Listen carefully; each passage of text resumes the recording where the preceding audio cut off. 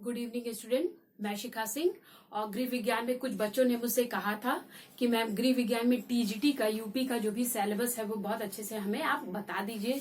तो मैं उन बच्चों की रिक्वेस्ट पे जो भी स्टूडेंट ये मैसेज किए हैं उनके लिए स्पेशली मैंने ये वीडियो बनाया है कि वो देख सकें कि यूपी टीजीटी में क्या क्या सिलेबस है हमारे पेपर के अंतर्गत।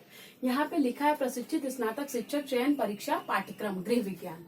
आइए देखते हैं। जैसा कि हम सब जानते हैं कि हमारा 5 पेपर होता है, उस 5 पेपर के अंतर्गत टीजीटी में क्या क्या सिलेबस है हमें ये आज देखना है। सबसे पहले हम लोग प्रबंधन का देख लें कि प्रबंधन में हमें क्या क्या पढ़ना है। इसमें है गृह प्रबंधन का अर्थ एवं परिभाषा, यानी होम मैनेजमेंट क्या होता है, इसके अर्थ को हम जानेंगे और इसकी परिभाषाओं को जानेंगे। और जो भी हमारे पास कोई भी बुक होगी गृह प्रबंधन की, उसमें से हम कुछ परिभाषाएं जो है अपने पास लिखेंगे, क्योंकि परिभाषाओं को दे देता है और पूछ देता है किसके राइटर कौन है।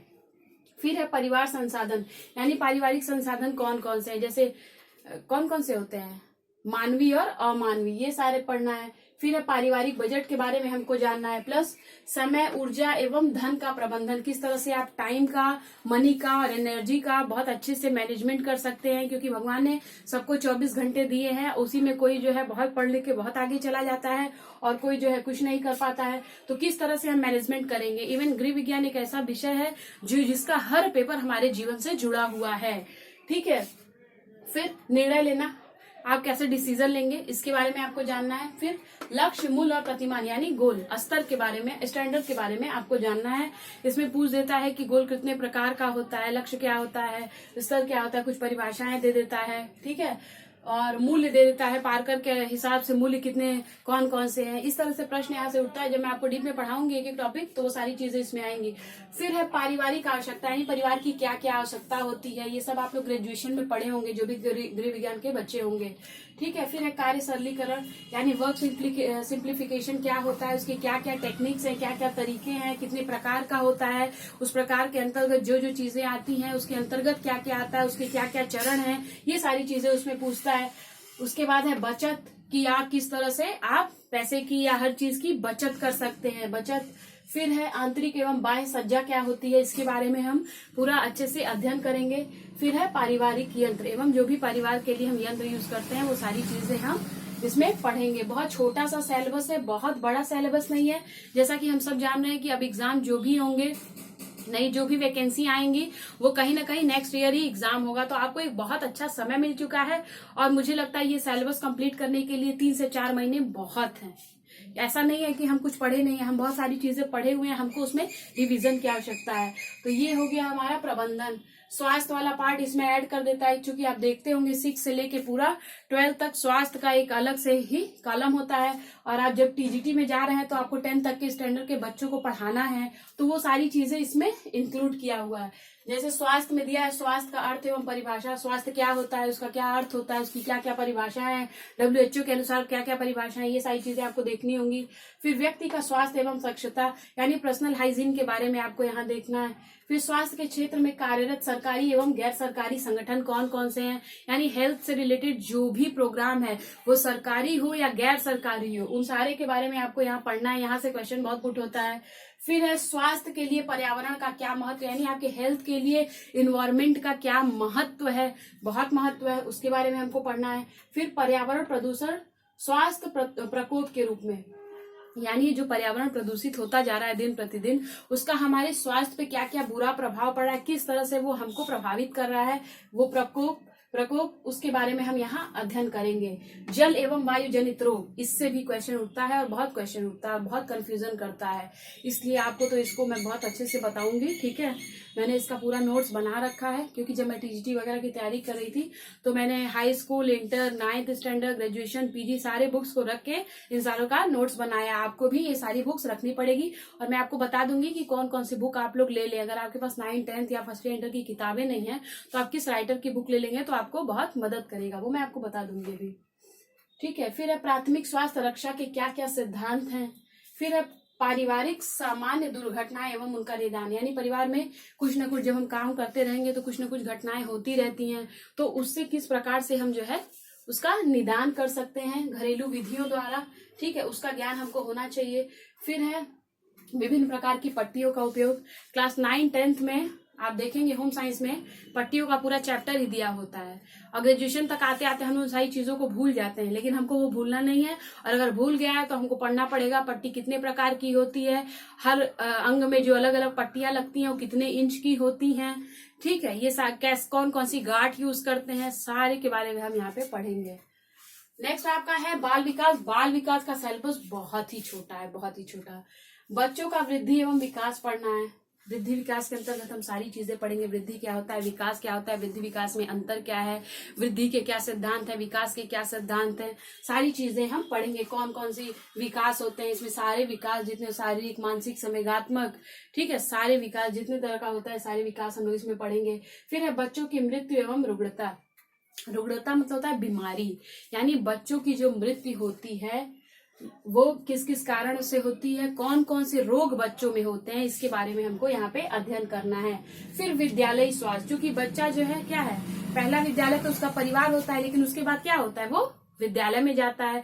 तो विद्यालयी जो स्वास्थ्य है वो भी बहुत ही महत्वपूर्ण है किसी भी बच्चे के लिए, इसके बारे में हम पढ़ेंगे। फिर है विवाह एवं परिवार। इससे प्रश्न बहुत उठता है, विवाह क्या है, सिंपल सा क्वेश्चन आया था टीजीटी के एग्जाम में, बहुत लोग फंस गए थे कि क्या होता है, ठीक है।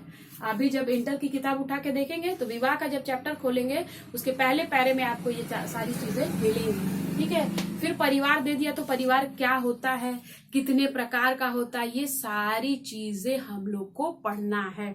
मतलब ये सारे जो ये सिलेबस आप देख रहे हैं स्टूडेंट्स, ये सब इंटर का सिलेबस है। मैंने इंटर फर्स्ट ईयर की किताबों में इन सारी चीजों को, जब मैं पढ़ाती थी पीजीटी में, तब मैंने इन सारी चीजों को देखा था और वहां मैंने बच्चों को पढ़ाया भी था।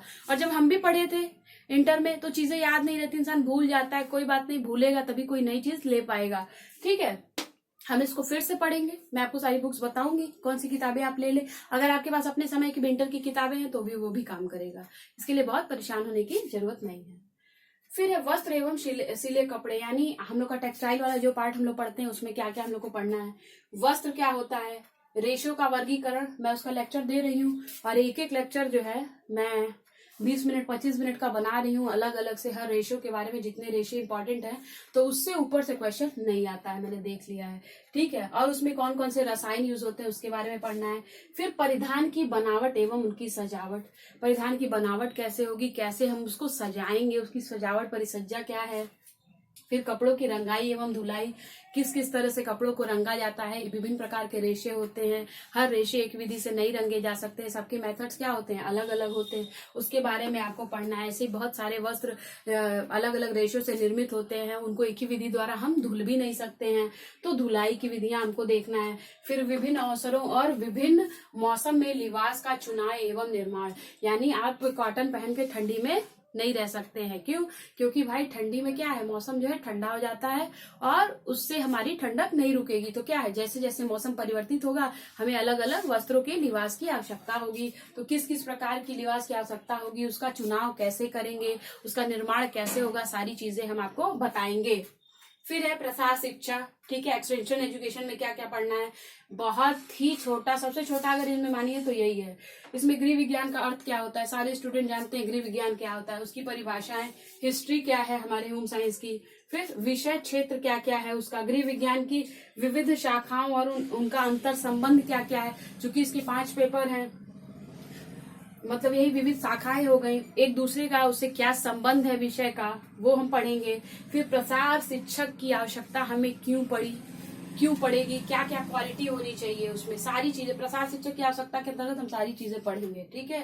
फिर है विषय क्षेत्र एवं दर्शन, यानी किसका विषय क्षेत्र एवं दर्शन, ये हमारा प्रसार शिक्षा का पेपर हो रहा है, इसमें गृह विज्ञान की बात हो रही है, तो हम इसी के विषय क्षेत्र और दर्शन पे भी बात करेंगे। फिर है प्रसार की क्या क्या विधियां होती है, विभिन्न विधियों का यूज करते हैं, कौन कौन सी विधियां हैं उसके बारे में हम जानेंगे। फिर है सामुदायिक विकास क्या होता है, ठीक है, 2 अक्टूबर 1952 को आया था, इसके बारे में पूरा डिटेल आपको बताया जाएगा जब ये चैप्टर चलेगा। फिर आहार एवं पौष्टिकता, इसमें देखिए सारे पेपर आपके वही है, बस स्वास्थ्य जुड़ गया है तो वो कितना हो गया, 1 2 3 4 5 6 हो गया, ओके। क्योंकि स्वास्थ्य वाला चैप्टर मैंने बताया आपको कि ये 6 से लेकर 12 तक हर सिलेबस में है, नाते इसको इसमें इंक्लूड कर दिया गया है। फिर है आहार एवं पौष्टिकता, इसमें पौष्टिकता क्या होती है, पौष्टिकता की संकल्पना के बारे में हम जानेंगे। फिर कह रहा है आहार की संरचना एवं कार्य, आहार की संरचना क्या है, उसके क्या क्या फंक्शन है हमारी बॉडी में, वो सारी चीजें। फिर संतुलित आहार क्या होता है, संतुलित आहार पे मैंने ऑलरेडी एक बहुत अच्छा लेक्चर दिया हुआ है आधे घंटे का, उसको आप देख सकते हैं मेरे वीडियो में प्लेलिस्ट में जाके, ठीक है। फिर है आहार वर्ग का वर्गीकरण एवं उनका स्रोत, यानी जितने भी हमारे फूड ग्रुप है, फूड ग्रुप का भी मैंने लेक्चर ऑलरेडी डाल दिया है। बहुत सारी चीजें इसमें मैं पढ़ा चुकी हूँ और वो आप देख लीजिएगा। जब टीजीटी के पर्पज से पढ़ाऊंगे तो उसमें तो और भी छोटी चीजें आती हैं, वो भी मैं आपको बता दूंगी। लेकिन इसके लिए आपको और जो प्रीवियस वीडियो पढ़ चुके हैं बहुत सारे टेक्सटाइल और इसके आपके न्यूट्रिशन के, वो आप देखते रहिएगा, वो आपके काम का है, ठीक है। फिर है मतलब आहार वर्ग का वर्गीकरण, उनका क्या क्या सोर्स है ये हम पढ़ लेंगे। उसके बाद हमको देखनी है पौष्टिकता क्या होती है। फिर अल्पता से क्या क्या रोग होंगे, यानी किसी पोषक तत्व की कमी हो जाए हमारी बॉडी में तो उससे हमें क्या क्या रोग होंगे उसके बारे में भी हम पढ़ेंगे। फिर आहार कैसे तैयार करते हैं इसके बारे में जानेंगे। फिर खाद्य संरक्षण एवं मिलावट, ये फूड प्रिजर्वेशन मैं आपको पढ़ा चुकी हूँ। एडल्ट्रेशन मुझे पढ़ाना है क्योंकि मैं हायर का भी सिलेबस लेके चल रही हूँ, तो उसमें मिलावट नहीं है लेकिन संरक्षण है। संरक्षण पे एक लेक्चर ऑलरेडी पढ़ा हुआ है। फिर है विभिन्न रोग, ज्वर, टाइफाइड, अल्सर, मधुमेह, गुर्दा, दिल रोग के रोगियों के लिए आहार। इन सारे का मैंने नोट्स प्रिपेयर कर रखा है। और अगर बच्चे जो है जितने अधिक होंगे टीजीटी की तैयारी के लिए, मैं उतनी अच्छे से इसकी क्लास जो है फिर से चला दूंगी, ठीक है, बढ़िया से।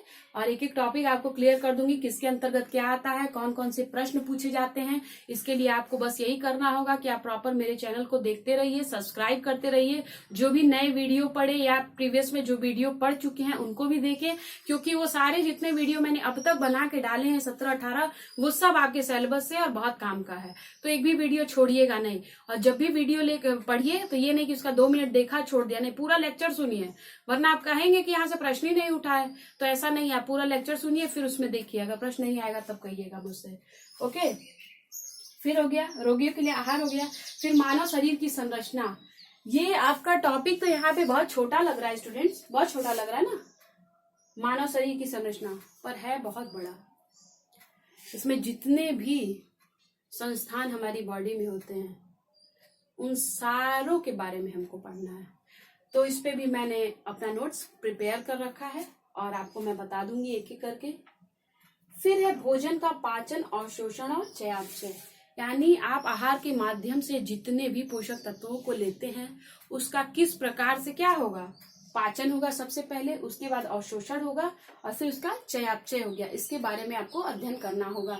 जैसे कार्बोहाइड्रेट के पाचन से, वसा के पाचन से, प्रोटीन के पाचन से बहुत सारे प्रश्न जो है उठ जाते हैं। फिर है सामान्य रसायन, यानी हमारी बॉडी में जितने भी तरह के सामान्य रसायन होते हैं जो हमारे यूज के होते हैं उसके बारे में, जैसे सोडियम क्लोराइड हो गया, पोटेशियम हो गया, ये सारी चीज के बारे में हम बहुत डीप में पढ़ेंगे। बहुत छोटा सिलेबस है स्टूडेंट, और मैं सच बताती हूँ अगर आप इसको लेके बैठ जाइए पढ़ने के लिए खुद से, मैं आपकी हेल्प भी कर रही हूँ, 3 से 4 महीने में आपका पूरा सिलेबस खत्म हो जाएगा। कुछ नहीं है, आपने ग्रेजुएशन में, पीजी में बहुत सारी चीजें पढ़ी हुई हैं। और मुझे लगता है जितना भी एग्जाम होता है यूपी में, उसमें अगर सबसे इजी आप देखें तो टीजीटी का एग्जाम है। एक तो इसमें जीएस आता नहीं है, सिर्फ आपका सब्जेक्ट आता है, और सब्जेक्ट में आप जितना अधिक खींच लेंगे आपका सिलेक्शन उतना ही पक्का हो जाएगा। तो क्यों ना आप इस पे मेहनत करें। ये ऐसी चीज है ना हर स्टूडेंट, होम साइंस के स्टूडेंट्स के लिए, जो उनके हाथ में है, सैलरी भी अच्छी है और क्या है आपको पसंद भी आएगी ये जॉब। इसके लिए आप इसका स्क्रीनशॉट ले लीजिए। और आज आपका होमवर्क भी है कि आप इस सिलेबस को अपनी कॉपी में लिखेंगे। मैं थोड़ा छोटा छोटा इसलिए लिखती हूँ क्योंकि मुझे बहुत सारी चीजें इस पे लिखनी होती है, इसलिए मैं थोड़ा छोटा लिखती हूँ। आप थोड़ा इसको जूम करके देखेंगे तो आप जो है इसको आराम से लिख लेंगे। ओके, ये था आज आपका टीजीटी का सिलेबस जो मैंने इसमें लिख दिया है। अब आप बताइए, कमेंट बॉक्स में कमेंट करिए कि मैं किस पार्ट से इसको शुरू करूं। जो भी स्टूडेंट इस चीज को लिखा था कि मैम टीजीटी के सिलेबस को आप अच्छे से बता दीजिए, मुझे जितना आता है मैंने उस हिसाब से आपको अच्छे से पूरा बताने की कोशिश की है। यही सिलेबस है स्टूडेंट्स। अब आप ये बताइए कि किस पार्ट से शुरू किया जाए। जो पार्ट आप कहेंगे मैं वही पार्ट जो है स्टार्ट कर दूंगी। इसलिए स्पेशली ये वीडियो देखने के बाद आप कमेंट बॉक्स में कमेंट जरूर कर दीजिएगा कि मैम आप ये पेपर शुरू करें।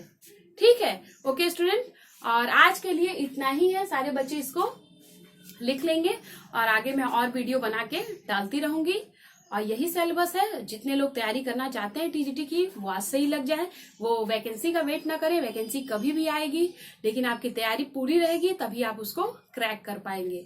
ओके स्टूडेंट, और मेरे चैनल को प्लीज सब्सक्राइब करें, शेयर करें, लाइक करें। आप लोग मेरे वीडियोस को लाइक नहीं करते हैं। अगर आपको नहीं अच्छा लगता है, कुछ कमी लगती है, तो प्लीज आप उसको भी कमेंट बॉक्स में लिख सकते हैं। लेकिन अगर आपको अच्छा लगता है तो please subscribe my channel. Okay student, bye, have a good day.